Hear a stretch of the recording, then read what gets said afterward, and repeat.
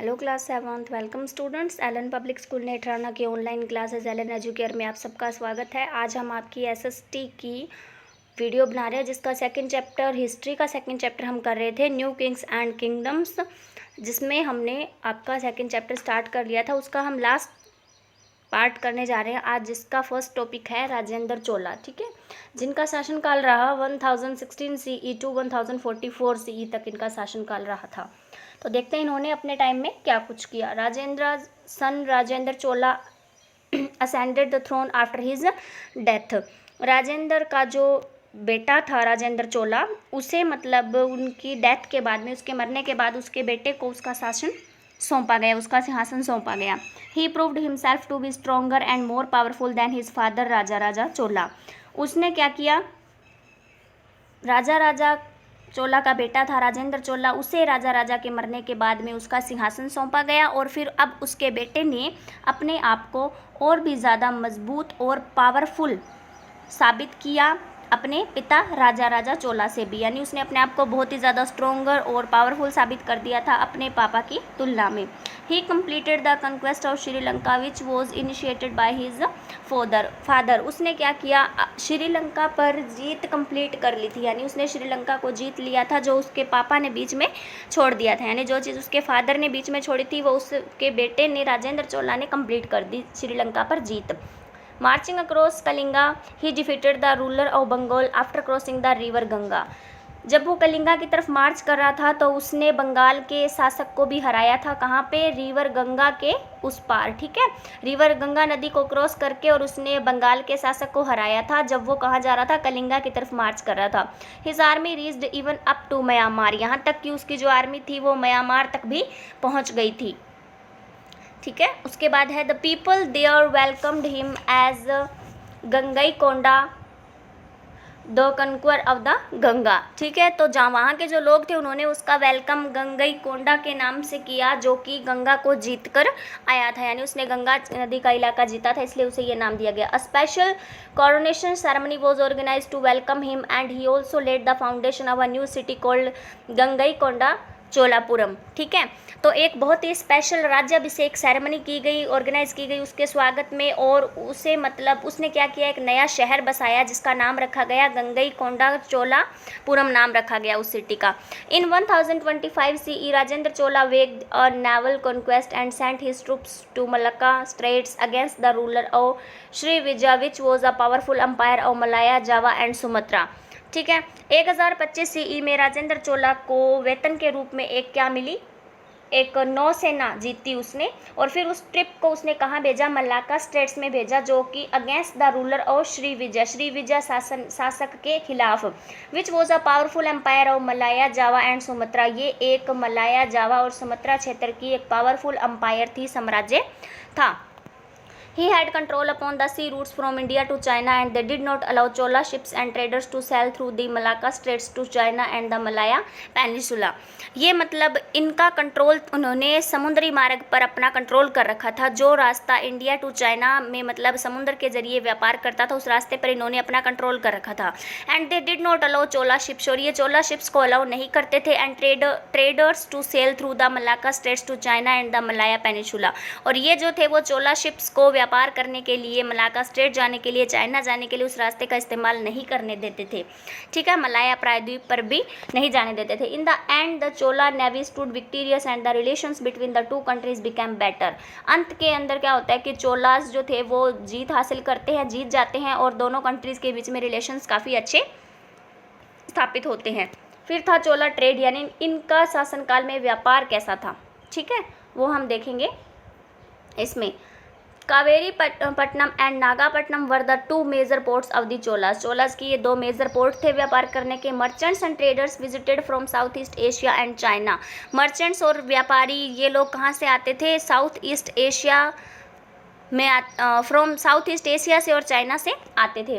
There is evidence that even the Greek came to the city for trading purpose. इस बात के भी सबूत मिले हैं कि ग्रीक भी इस शहर में व्यापार के उद्देश्य से आए थे।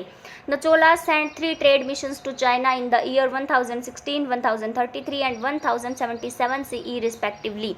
ठीक है, चोलास ने अपने 3 ट्रेड मिशन चाइना भेजे थे, एक 1016 ईस्वी में, एक 1033 में और एक 1077 सीई में। एक एक करके इन्होंने ये 3 अपने ट्रेड मिशन भेजे थे। The merchants carried superior quality cotton cloths, ivory, brocades, perfumes, camphor, precious stone, sandalwoods and glassware. ये जो मर्चेंट्स थे ये कैरिड मतलब क्या लाए, सुपीरियर क्वालिटी का कॉटन क्लॉथ, सूती कपड़े, हाथी दांत की चीज़ें, कमखाप की चीज़ें, परफ्यूम्स, कपूर और प्रीसियस अनमोल स्टोन्स, पत्थर, सैंडलवुड यानी कि चंदन की लकड़ी और ग्लासवेयर, ग्लास की चीज़ें। ठीक है। The Cholas were the supreme power in the south of the for the next 100 years. अगले 100 सालों तक चोलास जो थे वो सुपीरियर पावर के रूप में रहे, but they were weakened by the constant wars against the Chalukyas. लेकिन बाद में वो कमज़ोर पड़ गए, जब उनके चालुक्याज के खिलाफ बार बार उन्होंने युद्ध करने पड़े उन्हें, तो वो कमज़ोर पड़ गए। The Pandyas of Madurai, the Yadavas of Devagiri and Hoysalas of Halebid and the Kshatriyas of Warangal establish their position. फिर इन लोगों ने अपने अपने क्षेत्र में अपनी पोजिशन एस्टेब्लिश कर ली। उसके बाद temples had the central place in life of the people. मंदिर जो थे वो लोगों के जीवन में एक मुख्य भूमिका निभाते थे, उनका एक सेंट्रल प्लेस होता था, केंद्र बिंदु होते थे। Their constructions and maintenance was a source of livelihood for many people. इनको बनाना और उनकी व्यवस्था करना कुछ लोगों के जीवन का स्रोत होता था, यानी वो अपना जीवन, उनका जनजीवन इसी से चलता था, उनकी वो आजीविका कमाने का साधन होता था। The daily routine practised in large temples provided employment to priests, musicians, dancing girls, cooks, florist and several others. हर रोज़ का जो डेली का रूटीन था, जो काम कार्य प्रणाली वहाँ चलती थी बड़े बड़े मंदिरों में, वो काफ़ी सारे लोगों को काम देते थे। जैसे वहाँ पुजारी को काम मिलता था, म्यूजिशियंस गायकारों को काम मिलता था, डांसिंग गर्ल्स डांस करने वाली लड़कियों का काम हो गया, कुक्स का काम हो गया खाना बनाने का, फ्लोरिस्ट वहाँ पे फूल बेचने का काम करते थे, और सेवरल अदर्स, और ऐसे बहुत सारे लोगों को वहाँ पे काम मिलता था। Temples become the centre of entertainment and festivals held there become the occasions for contest of learning fairs and wrestling competitions. Temples क्या बन गए थे, एंटरटेनमेंट के सेंटर बन चुके थे, और फेस्टिवल्स भी यहाँ पे ऑर्गेनाइज किए जाते थे। Become the occasion for conquest of learning, जब कोई जीत हासिल करके आता था तो उस ओकेजन पे वहीं पे फंक्शन होता था, मेले वहीं लगते थे, रेसलिंग कॉम्पिटिशन्स वहीं होते थे। The Bharatanatyam dance has its origin in the temples of South India. South India के मंदिरों का जो मुख्य नृत्य है वो क्या था, भरतनाट्यम था, मूल नृत्य हुआ करता था। देवादेश The dancing girls learnt and performed in the temples that were cultural centers also। ठीक है। जो देवादादिस डांसिंग गर्ल्स होती थी वो सीखती थी और परफॉर्म करती थी टेम्पल्स में, ये उनका कल्चरल सेंटर भी हुआ करता था। The Carnatic style of music was firstly संग इन द टेम्पल हॉल्स। सबसे पहले टेम्पल हॉल्स के अंदर कर्नाटिक स्टाइल के डांस म्यूजिक परफॉर्म किए जाते थे। Hospitals were also present there, उस समय हॉस्पिटल्स भी थे। A list of medicine available in the hospitals also finds mention in one of the inscriptions. एक इंस्क्रिप्शन के अंदर मेडिसिन की एक लिस्ट अवेलेबल मिली है, जिसके थ्रू ये पता चलता है कि इस समय हॉस्पिटल भी अवेलेबल थे। The temples also serve the purpose of the town hall and people discussed local issues there. Temple के अंदर एक टाउन हॉल भी हुआ करता था, जिसके अंदर लोग अपने इशूज़, लोकल इशूज़ के बारे में डिस्कशन किया करते थे। ठीक है, अपनी समस्याओं पर विचार विमर्श किया करते थे। चोला इंस्क्रिप्शंस, ठीक है, Chola inscriptions are the major source of providing us information about Chola administration. Chola inscriptions जो लिखे हुए मिले हैं शिलालेख, वो हमें एक महत्वपूर्ण स्रोत हैं जो हमें चोला एडमिनिस्ट्रेशन, प्रशासन के बारे में महत्वपूर्ण जानकारियाँ देते हैं, इन्फॉर्मेशन देते हैं। ठीक है। देन देयर कन्क्वेस्ट, उनकी जीत, विलेज गवर्नमेंट, गाँव की सरकार, रिवेन्यू कलेक्शन सिस्टम, रिवेन्यू का कलेक्शन सिस्टम की किस तरीके से कर इकट्ठा किया जाता था, एंड लैंड ग्रांट्स, और लोगों को ज़मीन अनुदान में, अधिकार में कैसे दी जाती थी। ठीक है, ये उनका। Then after copper plates were utilized to write information related to various Chola conquests, events, life of people and land grants। Copper plates का यूज़ किया जाता था किसी के बारे में इंफॉर्मेशन देने के लिए, जैसे चोलास की जीत के बारे में, किसी इवेंट के बारे में, लोगों की लाइफ और जो उनको ज़मीन अनुदान में अधिकार में दी जाती थी उनके बारे में जानकारी कॉपर प्लेट्स पे मिलती थी। Many times these plates were स्ट्रंग together on a large ring with a royal seal attached upon it. बहुत बार क्या होता था, इन प्लेट्स को एक साथ बांध दिया जाता था एक बड़ी रिंग पर, जिसके ऊपर रॉयल सील को भी अटैच किया जाता था, यानी शाही सील भी लगाई जाती थी उसके ऊपर। इम्पोर्टेंस ऑफ इंक्रिप्शंस, इनकी इंस्क्रिप्शंस की importance. Raja Raja's inscriptions on the walls of the Brihadeshwar temple tell us about his victorious and conquest and the numerous titles that he took. राजा राजा के इंस्क्रिप्शंस जो हमें बृहदेश्वर टेम्पल के दीवारों पर मिलते हैं वो हमें उनकी जीत और उन्होंने जो जीत हासिल की उनके बारे में और उन्हें जो अलग अलग टाइटल मिले बहुत सारे उनके बारे में हमें बताते हैं. The role and importance of women in the form of a queen is also there because they provided many gifts to the temples. जो रोल और इम्पोर्टेंस औरतों की है वो भी इन the form of a queen एक रानी के रूप में इज ऑल्सो देयर वहाँ पे होती थी बिकॉज क्योंकि वो प्रोवाइड करवाते थे टेम्पल्स को बहुत सारे गिफ्ट्स प्रोवाइड करवाते थे.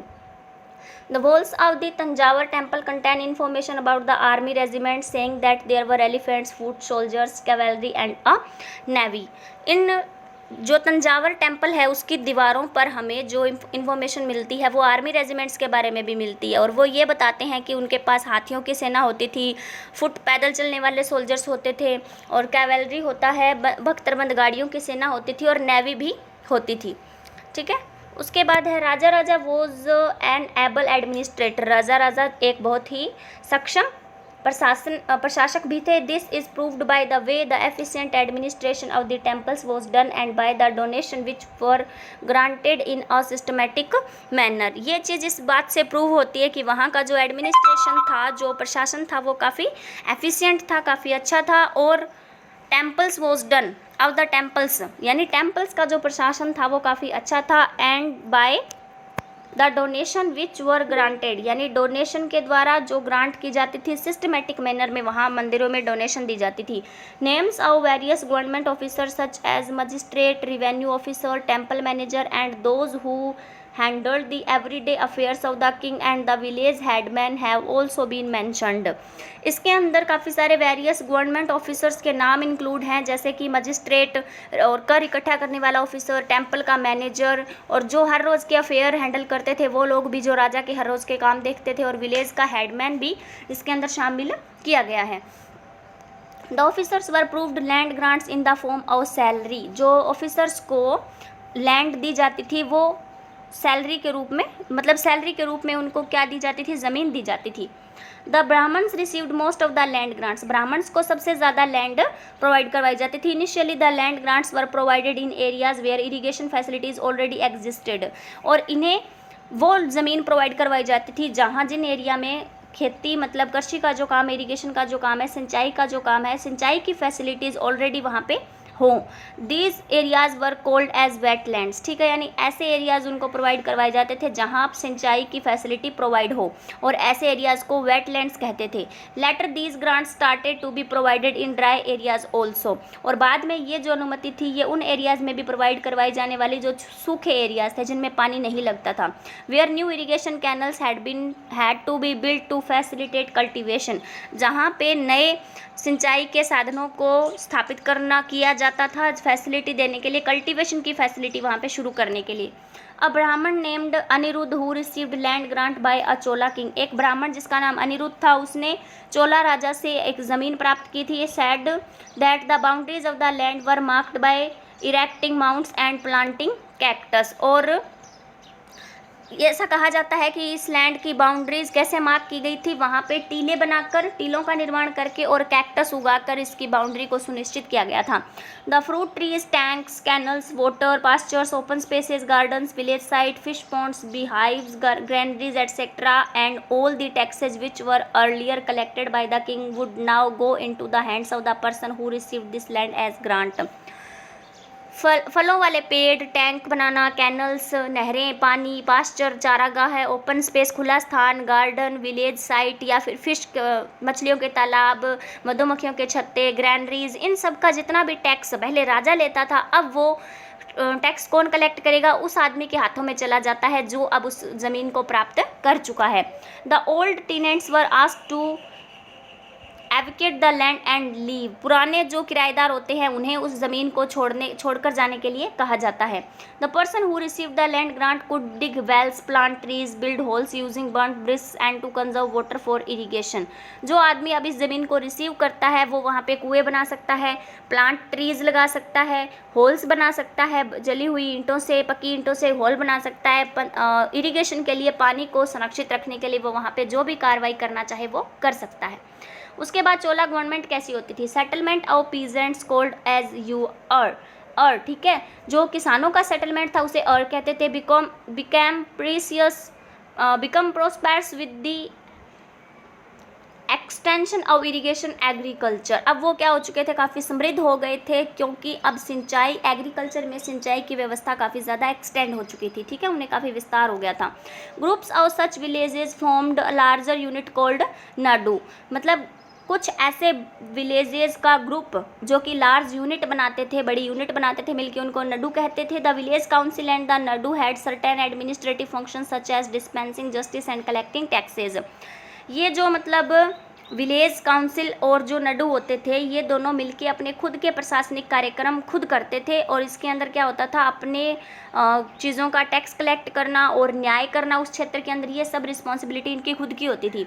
Rich peasants of the Vellala caste had significant control upon the affairs of the nadu under the direction and supervision of the central Chola government. जो अमीर किसान होते थे, जो वेलाला कास्ट से बिलोंग करते थे, उनका सिग्निफिकेंट कंट्रोल होता था उन अफेयर्स पे, नाडूज़ के अफेयर्स पे उनका कंट्रोल होता था, और वो किसकी डायरेक्शन और सुपरविजन में काम करते थे, सेंट्रल चोला गवर्नमेंट की सुपरविजन और डायरेक्शन में काम करते थे। The Chola kings granted several rich land owners titles like Muvendavelan, Avelan और peasant serving 3 kings. Chola kings मतलब जो बड़े लैंड ओनर थे, ज़मींदार थे, अमीर ज़मींदार थे, उन्हें कुछ टाइटल दिया, जैसे कि मूवेंडवेलन, यानी एक ऐसा वेलन और एक ऐसा किसान जो 3 राजाओं की सेवा करता है, ठीक है। एरियर चीफ मुखिया होता था, etcetera, as marks of respect and interested them with major designations and offices of the state at the centre. इन लोगों को रिस्पेक्टिवली ये नाम दिए जाते थे, इन पर विश्वास किया जाता था और उन्हें अच्छी बड़ी पोस्ट दी जाती थी, ऑफिसेज दिए जाते थे अपने पूरे सेंटर इस ऑफिशियल लेवल पे। We have learn that Brahmins often received land grants और ब्रह्मदया, ठीक है, हमने देखा कि हम जानते हैं कि ब्राह्मण्स को ज़्यादातर लैंड रिसीव करवाई जाती थी और ब्रह्मदेवा ग्रांट्स, ठीक है, या तो दी जाती थी। As a result a large number of Brahmin settlements emerged in the Kaveri valley and also in other parts of South India. और इसका रिजल्ट ये हुआ कि बहुत बड़ी संख्या में ब्राह्मण लोगों का सेटलमेंट कावेरी वैली में और साउथ इंडिया के दूसरे हिस्सों में हो गया था। Association of traders known as nagarams also performed administrative functions in towns from time to time, ठीक है। जो ट्रेडर्स की एसोसिएशन होती थी जिसे नागाराम कहा जाता था, वो भी एडमिनिस्ट्रेटिव यानी प्रशासनिक कार्यक्रमों को टाउन में काफ़ी बार परफॉर्म करते थे, समय दर समय जब भी उनकी ज़रूरत पड़ती थी। Inscriptions from Uttaramerur in Chingleput district Tamil Nadu provide details of the manner in which the sabha was organised. एक तमिलनाडु के अंदर एक इंस्क्रिप्शन मिला है जिसके अंदर हमें डिटेल मिलती है कि यहाँ पे सभा किस तरीके से ऑर्गेनाइज की जाती थी। The Sabha had separate committees to look after irrigation work, gardens, temples etcetera. सभा के अंदर अलग अलग कमेटीज होती थी जो सिंचाई के काम को देखती थी, कुछ बगीचों के काम को, कुछ मंदिरों के काम को देखती थी, ये सब अलग अलग होते थे। Names of those who were eligible to become members of these committees were written on a small ticket of palm leaf and preserved in an earthenware pot from which a young boy was asked to pick the tickets in random manner one by one for each committee, ठीक है। इसके अंदर क्या होता था कि name लिखकर जो एलिजिबल होते थे, जो मेंबर इस कमेटी के बनने के लिए एलिजिबल होते थे, उनके नाम एक पाम लीफ, पाम के पेड़ के पत्ती की ऊपर लिख के उन टिकट्स को एक अर्थनवेयर यानी मिट्टी के बने हुए बर्तन के अंदर रखा जाता था, और फिर एक छोटे बच्चे को कहा जाता था कि वो एक एक करके टिकट्स को उसमें से बाहर निकाले हर एक कमेटी के लिए। फिर इस तरीके से कमेटी के मेंबर चुने जाते थे। The Uttaramerur inscription throws light on the working of a sabha. इस इंस्क्रिप्शन ने सभा के काम पर भी कुछ प्रकाश डाला है, जैसे all those who wish to become members of the sabha should be owners of land from which land revenue is collected. यानी जो भी लोग इस सभा के मेंबर बनना चाहते हैं वो ज़मीन के हकदार होने चाहिए, यानी उनके पास खुद की ज़मीन होनी चाहिए, और वो भी वो ज़मीन होनी चाहिए जिसका कि रेवेन्यू कलेक्ट किया जाता हो, यानी जिसका कर लगता हो। सेकेंड, इनके अंदर जो क्वालिटी होनी चाहिए वो थी they should have their own homes, उनके खुद के घर होने चाहिए। They should be between 35 and 70 years of age, उनकी एज कम से कम 35 से 70 साल के बीच होनी चाहिए। They should have elaborate knowledge of the Vedas, उन्हें वेदास का पूरा ज्ञान होना चाहिए, वेदों का। दे should B proficient in administrative matters and honest, वो क्या होना चाहिए, उन्हें प्रशासनिक मामलों में निपुण होना चाहिए और ऑनेस्ट भी होना चाहिए, यानी ईमानदार भी होना चाहिए। If anyone has been a member of any committee in the last 3 years he can not become a member of another committee.